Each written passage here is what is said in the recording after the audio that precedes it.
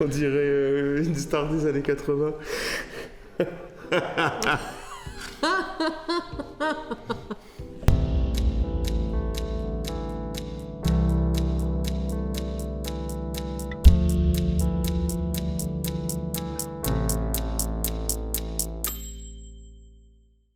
Salut les kitchenettes. Salut Charo. Non mais j'attendais de voir si tu le disais bien kitchenette ou tu disais kitchounette. Bienvenue dans Fast Food. Alors aujourd'hui, Fast Food, on va vous parler de focale. Ok. Je vois que tu as déjà deux focales ici. Voilà. Alors on va aussi dire bien... objectif, ouais. parce que la focale, c'est un objectif, et la focale c'est autre chose. La focale c'est ça. Là, plus particulièrement, j'ai pris des zooms. La focale c'est ça. Et c'est ça. Regarde, attends. Ça, 28 mm, 70 mm, 70 mm. D'accord. Donc j'ai dit 70 pour nos amis français qui nous suivent nombreux. Voilà, des fois même à l'autre bout du monde, j'imagine. Donc la focale, c'est exactement ça. C'est un 28 mm, un 35 mm, un 50 mm, un 70 mm.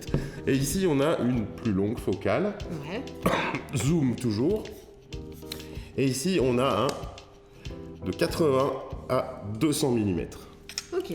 Donc c'est déjà, on appelle ça aussi un téléobjectif. D'accord, ok.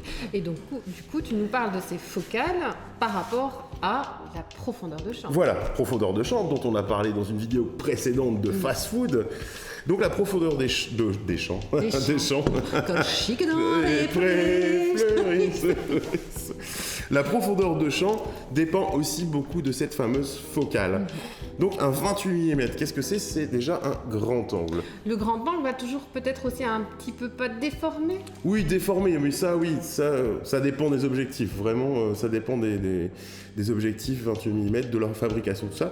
Oui, ça déforme toujours un peu, mais là plus particulièrement, ce qui nous intéresse ici, c'est qu'un 28 mm, on a un champ large. Ouais. J'ai bien dit un champ par rapport à la profondeur de champ, donc on a un champ large et très long. Donc le 28 mm va nous permettre d'avoir très vite de la profondeur de champ. D'accord. Donc même à pleine ouverture, on risque d'avoir presque tout net, selon le sujet.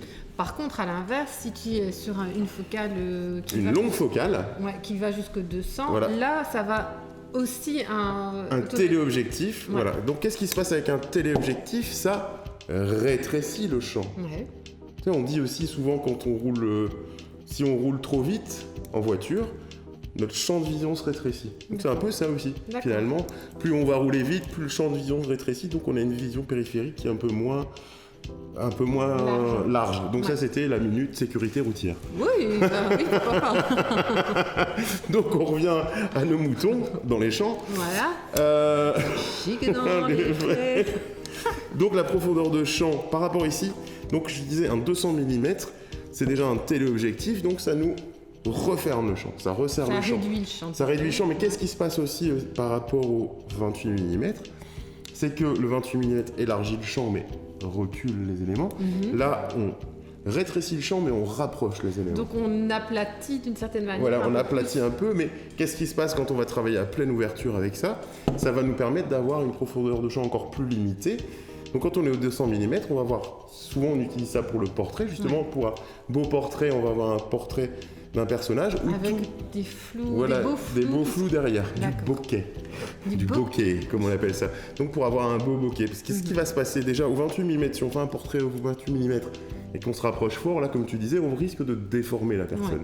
Mais surtout, qu'est-ce qui se passe, c'est que on va s'éloigner, on va voir le personnage en entier et on va avoir tout net. D'accord. Donc là, voilà. Donc c'est vraiment chaque objectif ou chaque focale a une spécificité. Aussi pour donc pour ça, voilà. Ça c'est un objectif.